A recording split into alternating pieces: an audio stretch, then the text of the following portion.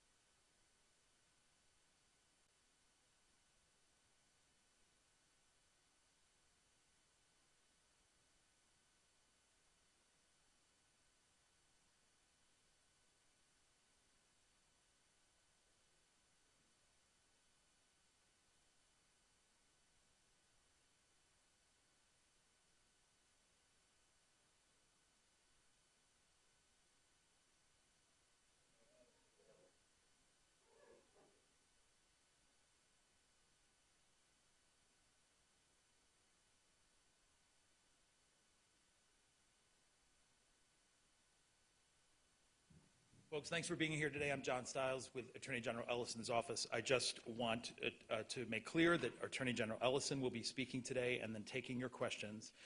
He will not be able to answer any questions about evidence or how evidence is evaluated, any question about witnesses, any question about the timeline of events that led to Mr. Floyd's death, or any investigative detail.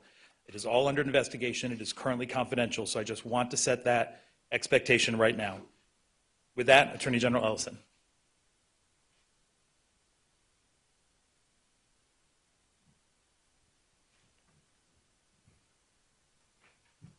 First of all, thank you, ladies and gentlemen of the press. Myself and my friend Mike Freeman want to share some information with you. I want to begin with a reminder, and that is that we're here today because George Floyd is not here. He should be here. He should be alive, but he's not. About 9 days ago, the world watched Floyd utter his very last words, "I can't breathe," as he pled for his life. The world heard Floyd call out for his mama and cried out, "Don't kill me." Just 2 days ago, when I became the lead prosecutor in the murder of Mr. Floyd, I asked for time to thoroughly review all the evidence in the case, and we looked at the evidence that's available, and the investigation is ongoing at this time.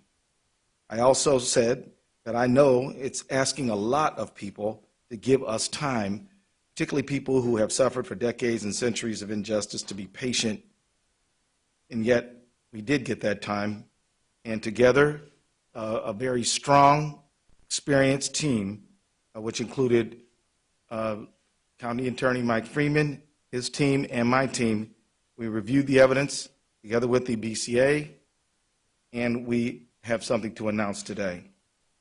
Before I announce it, I want to say thank you for the patience of the people who they've shown me and our entire team in pursuit of justice, and I'm here to make these announcements right now.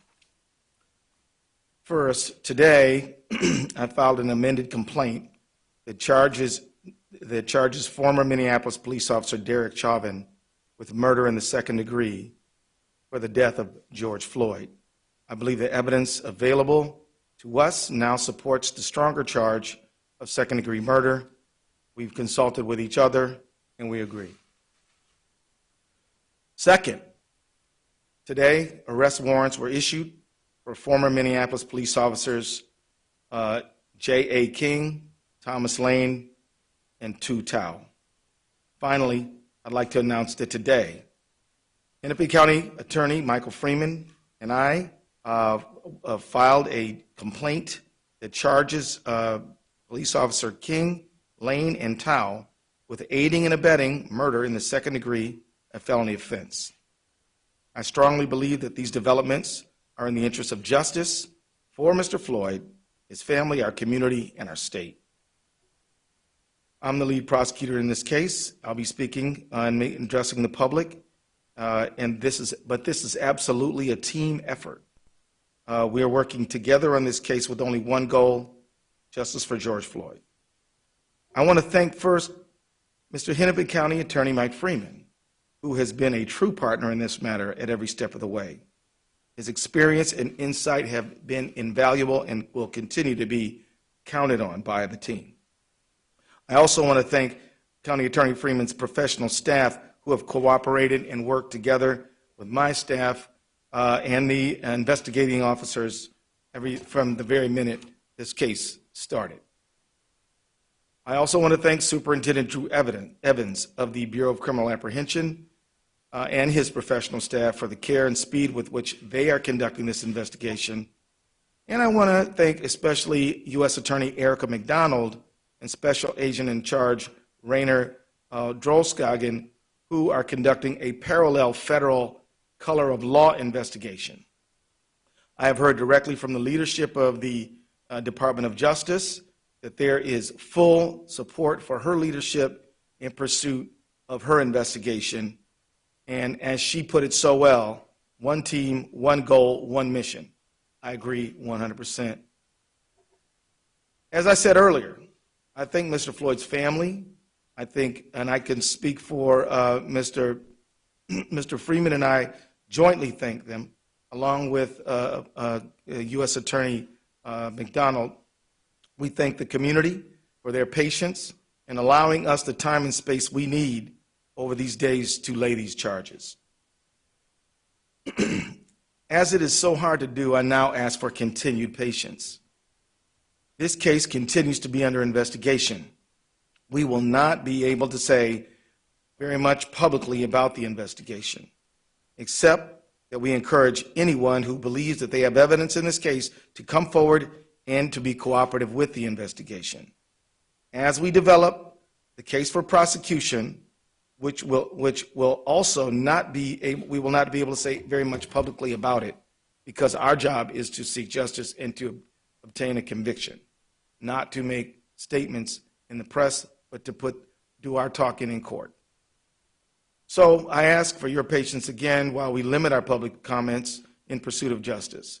I also ask for your trust that we are pursuing justice by every legal and ethical means available to us. I also want to add a word of caution. The investigation is ongoing. We are following the path of all of the evidence. Wherever it leads, we are investigating as quickly as we can because speed is important. We're also investigating as thoroughly as we can because being complete and thorough is critically important, but it takes time. The reason thoroughness is important is because every single link in the prosecutorial chain must be strong. It needs to be strong because trying this case will not be an easy thing. Winning a conviction will be hard. In fact, County Attorney Freeman is the only prosecutor in the state of Minnesota who has successfully convicted a police officer for murder. And he can tell you that it's hard. I say this not because we doubt our resources or our ability. In fact, we're confident in what we're doing.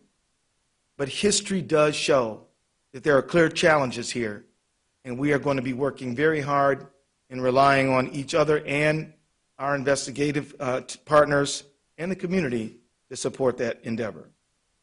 To the Floyd family, to our beloved community, and to everyone that is watching, I say, George Floyd mattered.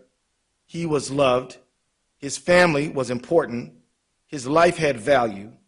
And we will seek justice for him and for you, and we will find it. The very fact that we have filed these charges means that we believe in them. But what I do not believe is that one successful prosecution can rectify the hurt and loss that so many people feel. The solution to that pain will be slow and difficult work of constructing justice and fairness in our society. That work is the work of all of us. We don't need to wait for the resolution and investigation of this case to start that work. We need citizens, neighbors, leaders in government and in faith communities, civil and human rights activists to begin rewriting the rules for a just society now. We need new policy and legislation and ways of thinking at the municipal, state, and federal levels. The world of arts and entertainment can use their cultural influence to inspire change that we need. There is a role for all who dream of a justice that we haven't yet experienced. In the final analysis, a protest can shake a tree and can make the fruit fall down. But after that fruit is in reach, collecting it and making the jam must follow. The demonstrations and the protests are dramatic and necessary, but building just institutions is more of a slow grind, but equally important. And we have to begin that work as well. We need your energy, and we need everyone's help right now. Thank you very much. Thanks. We'll take a few questions. Yes, ma'am.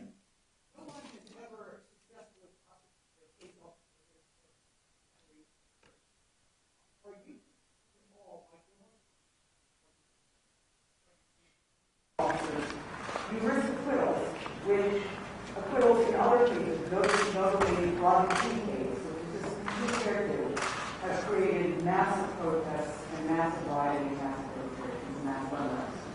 We believe we have a duty to charge the charges that fit the facts in this case when we have done so. And so our concern is to put all the energy we can into putting forth the strongest case that we can without fear or favor of anyone or anything. These charges are based on the facts that we have found, and we're going to pursue them. The Hennepin County attorney, obviously, got the case from him. Was he going to plead this case as a murder-free case? Is that why the state took over? That is what sources have said. The Hennepin County attorney did an excellent job by gathering facts and has worked cooperatively with us at every single step of the way. We consulted with each other on these charges. We believe that these are the right charges. Mike Freeman and I we've signed a complaint for these additional charges, and so that's what we're doing. So the whole nation, indeed the whole world, has been awaiting some type of announcement from your office. Can you describe the process involved in your deliberation and what impact you think today's decision might have, not just in Minneapolis, but for those across the country watching you right now? Unfortunately, I can't delve into our deliberative process, but what I will tell you generally is we gathered all the facts that we could. We reviewed the criminal statutes. We looked at case law. We consulted with each other, and we arrived at these charges. We believe that they're justified by the facts and the law. What does this impact have on them, this decision? The pursuit of justice is always good and right. And I want to signal to them that we hope that they continue to raise the cause of justice, but do it in a peaceful manner. It is their right to express themselves. With that, I will say that they should continue in their own communities to get together to build just police community relationships.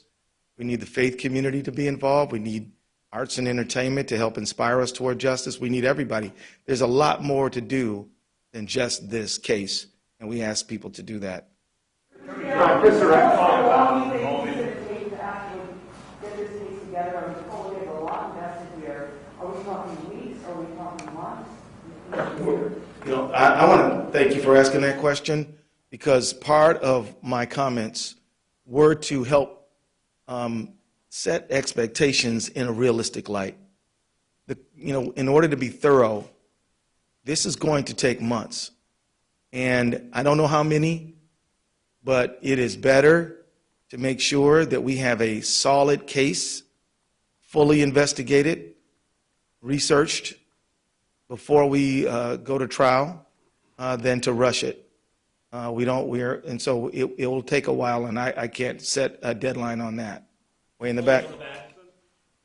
Attorney General, Chris Retzky, Carolina. The Floyd family had asked for a first-degree murder charge as well as their attorney.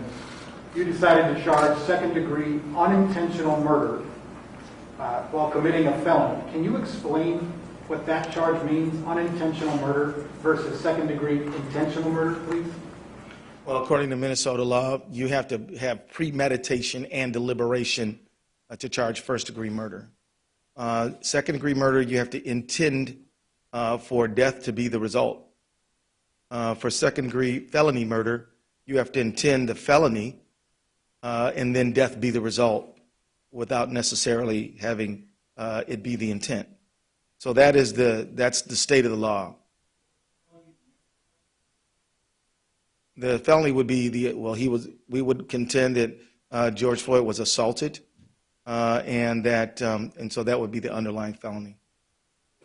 Do you accept any plea deals in this, or do you expect all four to go to trial? And secondly, when will the body camera footage be released? I really don't have any idea of what plea negotiations or anything like that. That's simply way too early to begin that conversation. At this point, we are preparing to try this case. If something else happens along the way, we'll see. But at this point, we don't have any plans in that direction. Body camera footage? That is something that I don't have anything to report right now. At this time, we're focused on investigating the case. And so I think at this time, I will consult with the BCA and other partners on the case, and we'll come to a conclusion about about that. Again, we believe in transparency, but we also believe in a thorough investigation, most importantly. General, have the 3 officers been taken into custody? I'll allow Mr. Drew Evans to address that issue. Yeah. Good afternoon. My name is Drew Evans. I'm the superintendent of the Minnesota Bureau of Criminal Apprehension. We are in the process of taking the officers into custody. I can report that 1 is in custody now, and the other 2 we are in the process of taking into custody and expect them to be this afternoon. Could you care about if these officers provided any statements to your investigators, which traditionally happens after a death in custody? Have you spoken with them? I will, as the Attorney General said, we can't speak about all the details of the case other than what's really in the complaint at this time. I will tell you with any investigation, as I've told you all from the very beginning, we have teams of investigators from the BCA jointly investigating this with the FBI, trying to obtain all information. In this case, I will tell you that is a regular course of all of our investigations to attempt interviews with all of the officers. We have interviewed numerous individuals in this case, and additional information will be provided as we move forward. Superior General, do you have the folks you need to do this, or will you be seeking some sort of outside counsel or special counsel as you're authorized to do under the law? At this time, I believe we have the team to complete this work. I would like to just introduce David Voigt as well. He is a deputy at the Attorney General's office. He heads the criminal division, and he has the lawyers to get this done. And also, we have some experienced lawyers at the Hennepin County Attorney's Office. We're working on this thing together. In terms of the timing of this decision, I know the Floyd family was hoping to be able to have more information on these charges before the memorial tomorrow. How much did that factor into your decision, as well as the protests with them calling for these across the country as well and growing out there? You know, I could say that I did not allow public pressure to impact our decision-making process. I was prepared to withstand whatever calls came. We made these decisions based on the facts that we have gathered since this matter occurred, and made the charges based on the law that we think applies. So that's my answer. Yeah. Describe a little more about your relationship with Mike Green, how this is going so far, and It's going fine. It's going great. I spent a lot of time in Hennepin County when I was a trial lawyer myself, and I know all the lawyers there. I respect them all, admire them all, and we're going along fine. Can I introduce you? Okay. Andy Lefevre, he represents Hennepin County Attorney's Office, his first deputy for Mike Freeman. Right.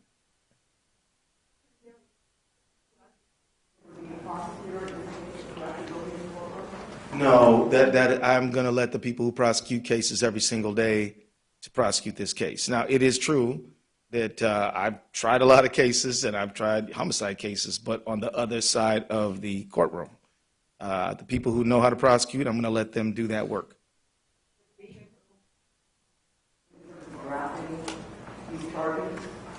You know, I think it helps me anticipate what some of the attacks on our case might be.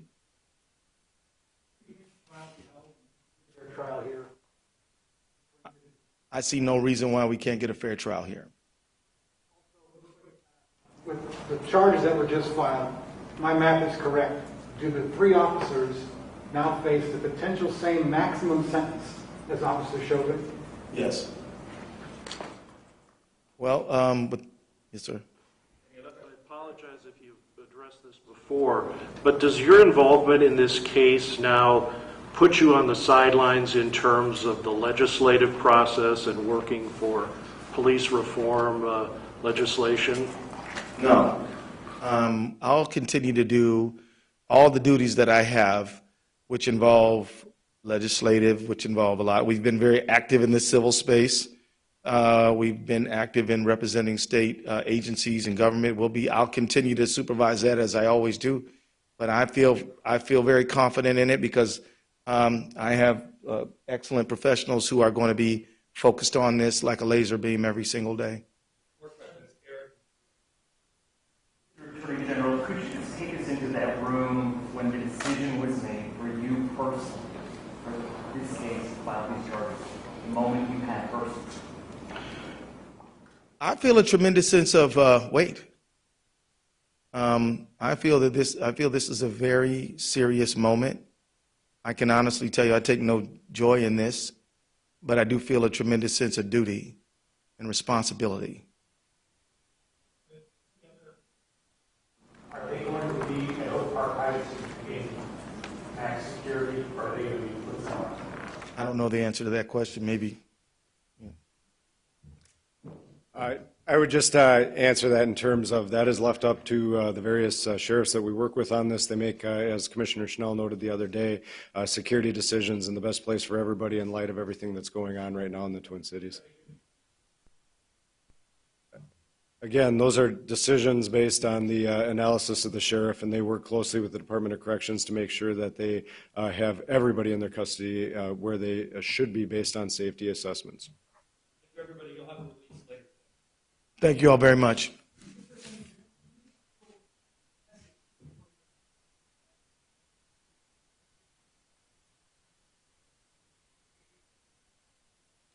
I will say to them that I pledge and I promise to hold to everyone accountable for the behavior that we can prove in a court, and that if I don't charge it, it means that we did not have the facts to do that.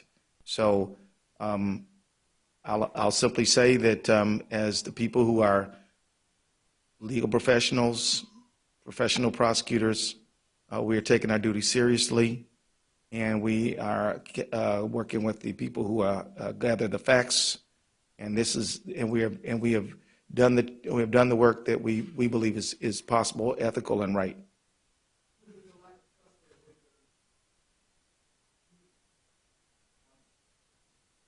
Yeah, well, I mean, look, let me be honest here. I mean, our country has under-prosecuted these matters in Minnesota and throughout the country.